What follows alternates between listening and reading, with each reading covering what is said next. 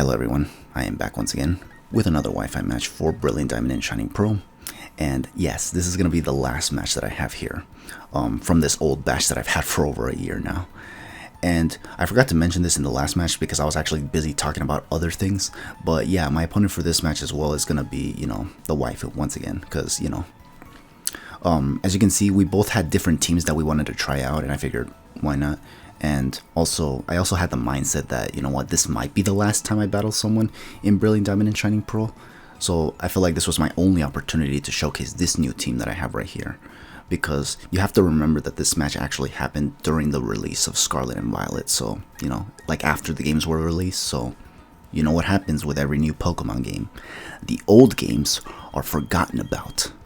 And, I needed to take, I basically needed to get or take whatever I could get basically, and the Waifu was all I had. So yeah, so we're gonna see what they're gonna do. Obviously, I didn't talk about the teams, did I? And I already clicked everything obviously, but I think I led with Rotom obviously because his team, yeah, his team is a mono flying team, which obviously the team that I have can handle very, very well actually. In fact, this was one of those matches that I felt almost certain I could actually win, honestly. But this guy, with the way he wanted to implement RNG to actually beat me, there is stuff that he can do with this team that can actually, make that happen. And if his RNG actually ends up favoring him, that's where I can probably have a bad time, honestly. But we're about to see what happens here. So as you can see, the Waifu's going to lead off with the Rotom Fan, and interestingly enough, I actually lead off with the Rotom Heat once again, because again, this Rotom alone can kind of, 1v1 the majority of this team actually, with the possible exception of Staraptor, just because I think most Staraptors are scarfed, and even if it wasn't, it does naturally outspeed this build of Rotom that I have, so it's possible that I get one-shotted as well, because I don't think this Rotom's even defense invested too, so again, I don't remember, but that's just what I have, at the back of my head. That's kind of what I think, honestly. But anyways, so he's going to go for an Air Slash, and I'm actually going to go for a Thunderbolt, just to see how much it does. It does do a fair amount, but not as much as I would have liked. But that's probably because I don't invest any, special attack whatsoever on this Rotom, so obviously it's, I can only expect so much, So because of that, I think I decided to switch here with the Volt Switch, obviously. I do have Nasty Plot, which, I could just set up and just kind of destroy this guy's team, but not really actually, because if I set up a Nasty Plot right here and then go for the Thunderbolt, take out this Rotom, then he's probably going to want to bring the Staraptor, which from where I'm at right now in terms of HP, he could probably take it out, honestly. So, and obviously Staraptors naturally outspeed Rotom, so it could definitely hit me with a double edge, honestly. So I kind of didn't want that, obviously. So here I'm looking at my team right now to see what I want to send in. I think I actually sent in the Gardevoir. I was considering the Snorlax as well, just because Snorlax can take special attacks from Rotom pretty well. But the question was, did I want it to take any damage whatsoever? I figured Gardevoir being, scarfed can kind of prevent that, obviously. So here I'm going to try to go for the Moonblast just to take out this, what's it called? This Rotom.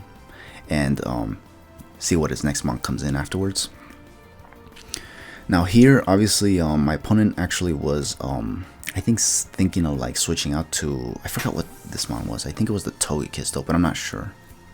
Oh, okay, no, never mind. I remember here actually. So he sends out this Swellow, which is, I personally think it's one of my opponent's first mistakes in this match actually, because this was one of the mons I was personally afraid of, because I don't actually remember these things could even get Boom Burst in this game, but if it can, then obviously that's something to worry about. But even if it doesn't, the Guts variant of Swellow can actually be definitely threatening for this team that I have, because a lot of my team doesn't actually appreciate physical hits very well. And a Stab Facade could actually do a huge number on my team, actually. Even my Lodic will be crippled before it can even, do anything, actually. So, it wasn't looking too good, obviously. But he just sacked Swellow specifically so that he can bring out this Rotom back and go for the Scarf Thunder Wave, which I'll be honest with you, I didn't actually expect. I thought it was a weird set at the time, but I've also been familiar with that kind of strategy as well. I think I remember using Scarf Toxic Garchomps before, so yeah, but I wasn't expecting it obviously. But yeah, I can kind of see where this guy's coming from with that, honestly. So yeah, so now with the Rotom Gun, Gardevoir gets a 1 KO, which is nice, because this team I think was supposed to be centered around Gardevoir anyway, honestly. Like, that was like the reason I even made this team. I just wanted a team with Gardevoir in it. So yeah, it's nice that it at least gets a KO in its debut match.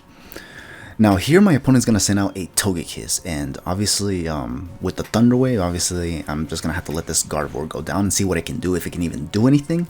And surprisingly enough, it actually can, because despite it being paralyzed and despite getting air slashed, I didn't flinch nor get fully paralyzed, which was insane for me actually, because you already know how the RNG works against me a lot of the time. It works very, very favorably for my opponents. But here, he goes for another air slash, and once again, I actually don't get paralyzed nor flinch, which is, again, hella insane. Let me be honest with you, this is probably the highlight of the match actually, that my Gardevoir was able to withstand this RNG attempt by my opponent with this Togekiss, because, you know, in a situation like this, like if this was Sword and Shield, my opponent would have just won this exchange hands down, honestly, because you already know how my RNG luck works in that game, honestly.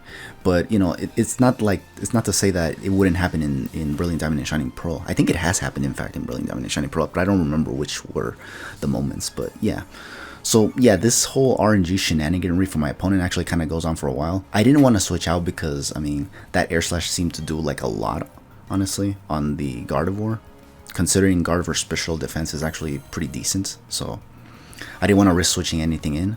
I think I could have sent in the Milotic, but again, the Thunder Wave was something I was, I think, worried about. Like, he could go for that on this Togekiss, like maybe predicting me to want to switch out. So, like, I didn't want to risk anything, so I just kind of left Gardevoir to see what it, like, do what it can do, honestly. See if I can even get special attack drops, which I think I did get, honestly. I don't remember, though, but it is what it is. For me, what was impressive was actually that this Gardevoir was actually, like, still not getting, like, you know, screwed over by the RNG, actually. Which kind of makes this thing, you know, kind of like the MVP.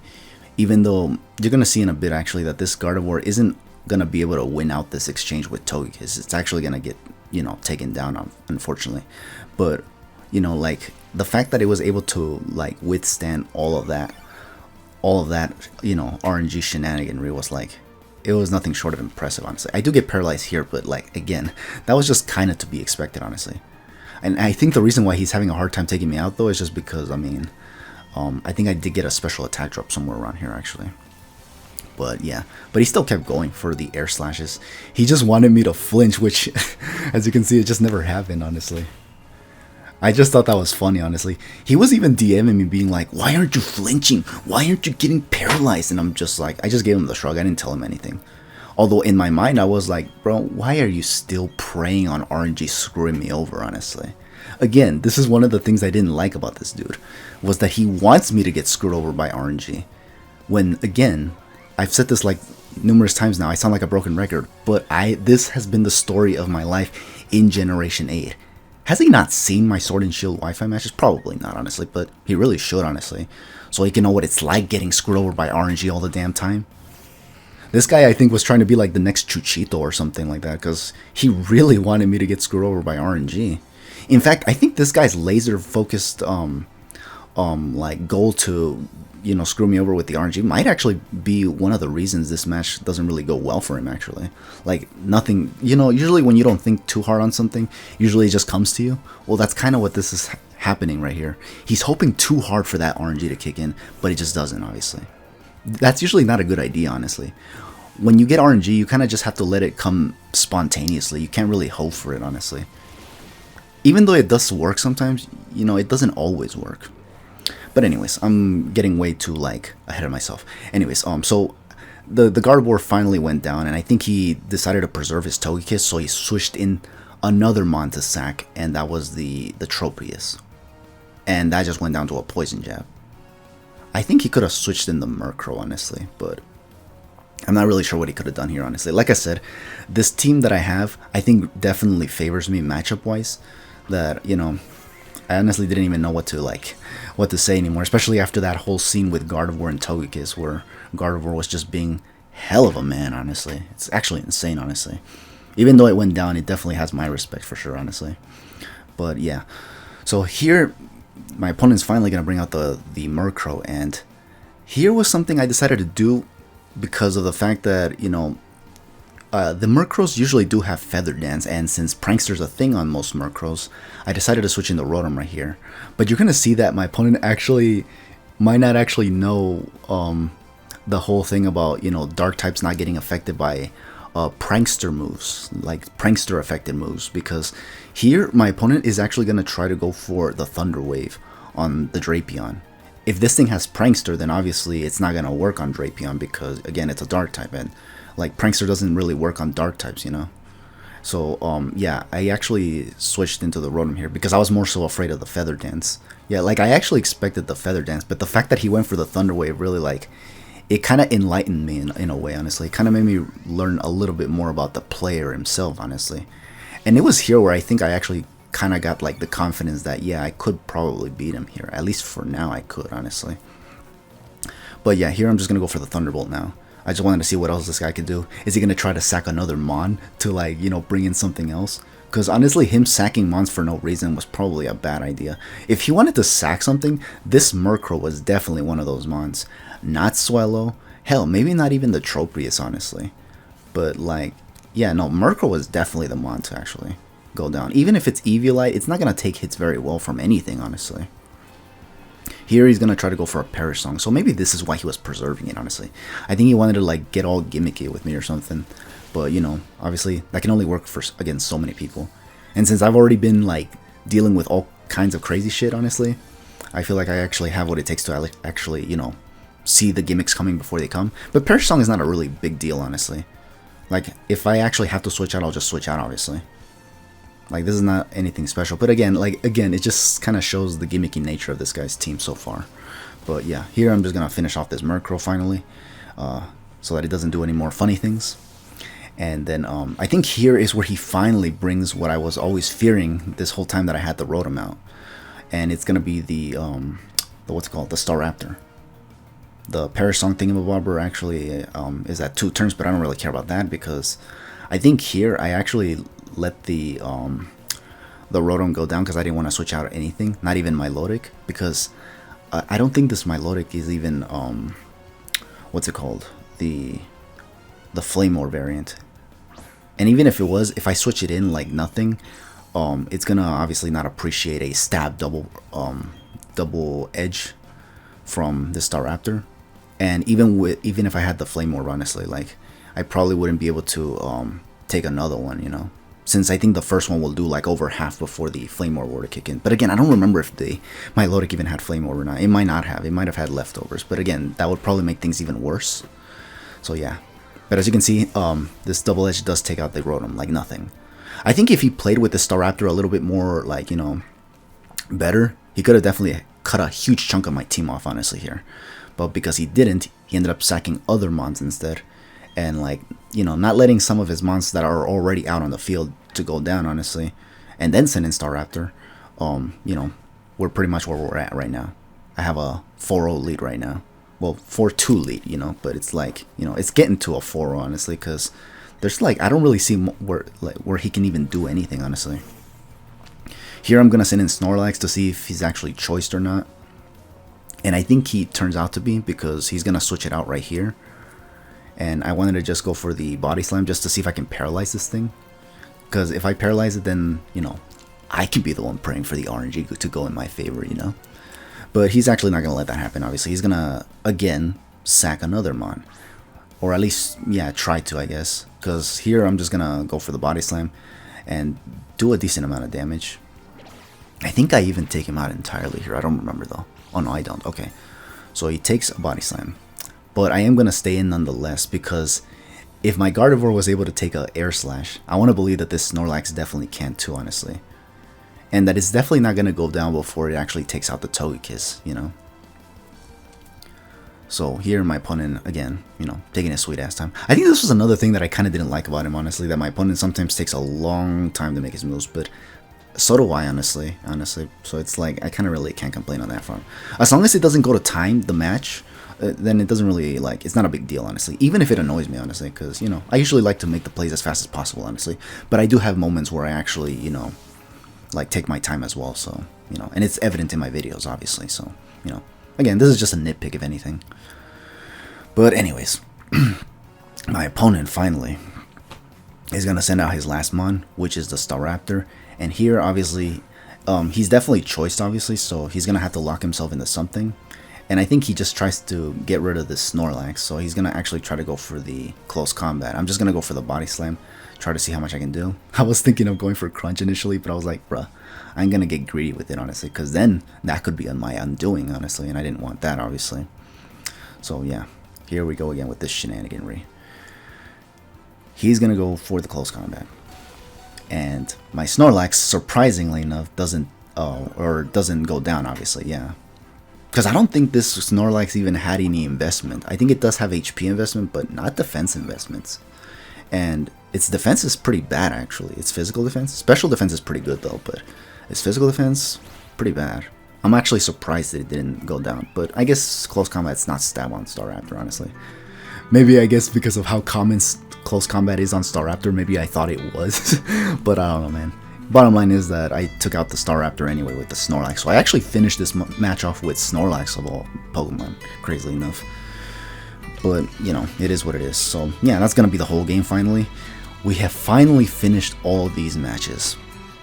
Now, like I said in my last match for Sword and Shield, obviously this isn't going to be the last match that I showcase, or at least not the last one that I'm willing to showcase, but this is all the matches that I have right now, so yeah. Like, I'm definitely still open to doing more matches in Sword and Shield or Brilliant Diamond and Shining Pearl. It's Scarlet and Violet that I'm not willing to do matches for, because those games are still crap in my opinion. Like, I've seen videos of like gameplay footage for those games, and again, they still run like shit, and I heard that even after the DLC, the games still run like shit. Like, they haven't even addressed those performance issues yet. Did I mention that the games also just lack Sharpedo, and the Cyrus team is incomplete, and the Versus Recorder is still absent, and the 20-minute timer is behind a scheduling restriction, and the customization is terrible, and the protagonist characters are also bland as sin, and with the customization being worse, obviously, it's just gonna be, you know, it's gonna be difficult to make your character even look anything like cool or anything like that. Which is like, yeah, no, obviously, I'm not gonna play those games. I know somebody actually, like, when I made my comeback video, somebody actually suggested me that I should do Wi-Fi matches for Scarlet and Violet, and I can see why, honestly, because I think that's what gets, like, more views on the channel and whatnot, but personally, I don't really care about that, honestly. I just like to showcase on my channel what I like to play, honestly. And what I like to play is Brilliant Diamond and Shining Pearl, because it's a game based on the original Generation 4 titles, which were some of my favorite. Particularly Pokemon Platinum, though, not so much Diamond and Pearl. Like, Diamond and Pearl was alright when I first played it, but once I got Platinum, obviously that game was infinitely better, obviously. So, yeah, obviously, and speaking of playing games that I like to play, honestly, like I said before, I'm not really willing to do matches in Generation 9, like, at all, honestly. Unless they fix those damn performance issues, or if there's some other, like, you know, like some event, I don't know what, but some event that actually, like, compels me to buy the games. Because right now I'm not really willing to spend money on those games, honestly. Those games are terrible quality, and I've already mentioned all the issues with these games, honestly, that just pretty much discourage me to buy them altogether. This is actually like the first time in my Pokemon history that I actually don't buy a Pokemon game because of the fact that it's just that bad, in my opinion. Like, I haven't played it, sure, but, like, just based on what I've seen already, like, I have spoiled myself a decent amount with this game anyways, because people have said so much shit about it, and I can see why now. So, like, I kind of saved myself a decent buck right there, honestly. I'm probably not going to do Wi-Fi matches, like, for a while now, until, like, the new games come out, actually. Like, again, I can still do Generation 8 matches, hell, even Generation 6 matches, if people are interested. But that's the thing, are people actually interested, or are they just too laser focused on Scarlet and Violet, you know? So obviously, you know, like, don't expect that, honestly. So if this is the last match for a while, it is what it is, obviously. But like I said before, well, yeah, I've said this before, but I said it a few years ago, actually, that I actually like to play different games, obviously. And I've been wanting to showcase different games on this channel, obviously. Like, games that are not Pokemon, obviously. In fact, I've already done this once actually. I've actually showcased a playthrough of Sonic Riders, which is a game that I actually played when I was a youngster. And I wanted to actually showcase more games like that, honestly. Like games that I remember playing during my childhood, basically. Because, you know, like one thing is playing the games, and another thing is playing the games, but also showcasing it to your audience if you even have one, you know? And like there's something about that that I like, honestly. Like I like playing these games and like showcasing like how I play these games, even if it's not perfect, obviously. Just having my perspective on these old games that I played, honestly, is what I like to see. And it's something that I kind of want to do for this channel right now that I'm finally out of stuff to showcase related to Pokemon. If I ever showcase any Pokemon content here ever again, like later in the future, it'll probably be just, you know, any old Wi-Fi match, or not old Wi-Fi match, but like any Wi-Fi match that takes place in old generations, because again, I'm just not really into Generation 9, honestly. Either that, or I might actually still continue play, because I actually haven't finished the Isle of Armor in Sword and Shield, nor have I touched Crown Tundra. So maybe I'll actually get around to playing those games or something, if I want to showcase anything Pokemon related.